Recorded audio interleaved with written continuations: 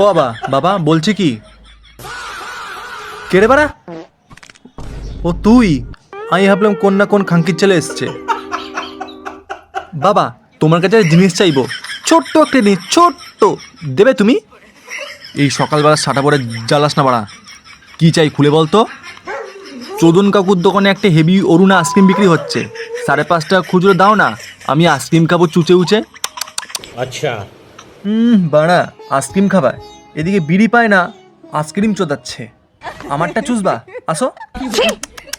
হ্যাঁ হ্যাঁ, দাও না। দাঁড়া বাড়া, দিচ্ছি। নে, মেনে নে, মার মার, আমার পোঙ্গাটা মেনে নে। এও বাড়া, চেয়েও ভুল করেছি টাকা। সর বাড়া এখান থেকে।